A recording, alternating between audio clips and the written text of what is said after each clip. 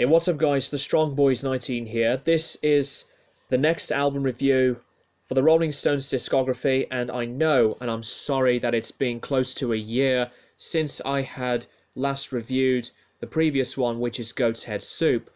But for today I'm going to be reviewing the follow-up entitled It's Only Rock and Roll. So this album came out in 1974, and this is where the Rolling Stones had been going through quite a bit of a difficult time with Mick Taylor, and it really is no surprise that this was the last of the last, with the golden period from the Stones, from the Mick Taylor years. Taylor and Jagger had been going through a tough time between themselves, and Mick Taylor wasn't credited enough in the previous albums from the Stones, which I think is a huge shame, because out of all of the contributions and the efforts that he put into the sound of the Stones, I think he is the best lead guitar player in the Stones. So Mick Taylor left the band after this album to pursue a solo career, and around the same time Jimmy Miller did not produce this album because he was fired due to the addiction to heroin, which was far too much for him to cope. So Jagger and Richards produced this album. Production wise, I think it is okay at that. It's not like one of the best top-notch production sounds from the Stones, especially the previous albums, which has some top-notch production like Let It Bleed and Sticky Fingers. The guitar sound may sound quite distorted and like gnarly in places, and the drums sound quite decent, and there were some other instruments that have been recorded to the album, like a lot of the piano and the percussion, but we'll get to the positives. And like Goat's Head Soup, by the way, It's Only Rock and Roll does have a lot of the rock sound, but later on it goes into a different direction in terms of sound and instrumentation. So I guess it is like a continuation, but it's not like as good or better than Goat's Head Soup in my opinion. The first track, If You Can't Rock Me, the opening song, is, I think, a pretty good start to start of the album. Mick Jagger's vocals on this one were wild and crazy in places, but compare it to the previous opening tracks like Sympathy for the Devil, Brown Sugar, Gimme Shelter, and Rocks Off, I wouldn't say it's like very strong, but I think it is a very passable song. Then we get to a Temptations rendition called Ain't Too Proud to Beg, and out of all of the covers from the Stones, this one is not bad, although after the last chorus it does get repetitive and it goes on a bit too long in my opinion, but it's okay. The title track, It's Only Rock and Roll, is possibly the heaviest sounding song in the album because it's got some dark lyricism and some heavy but steady sounding effective instrumentation, but with the loud chorus, with the vocals from Jagger and Richards. And I think it is a very good song, although not like one of my strongest favourite Stones tracks ever, but it does have like a buzzy type of guitar solo in it. Till the Next Goodbye, though, is to me the better sounding song of the album. Like some of the country-filled songs from Exile on Main Street, Time Waits for No One reminds me of that album.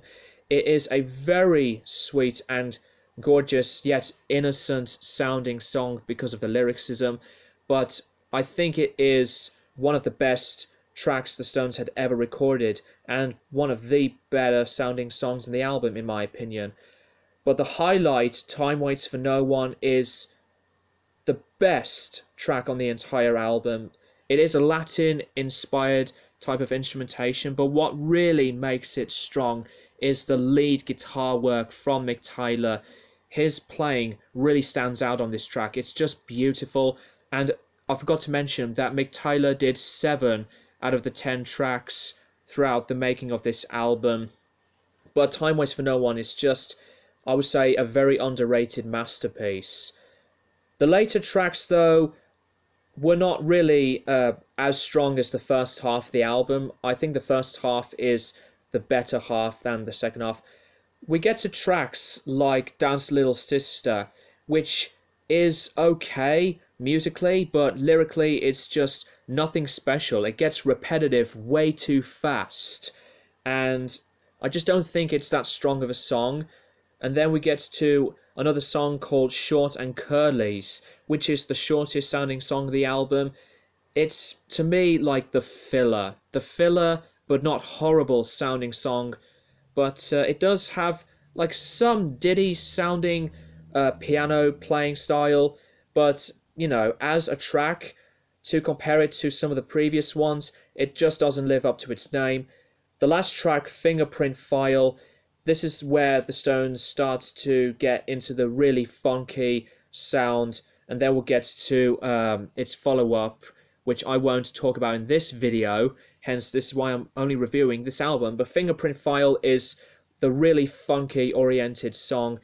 It is a pretty cool track instrumentation wise. It's decent enough with some phaser effects and the wah-wah, but what really spoils it for me is the vocals from Mick Jagger, which is so cringy, and it just puts me off when I was trying to dig the vibe of this song, especially when the song gets quieter and then Jagger does his whispering. It is a bit of an embarrassing performance from Jagger.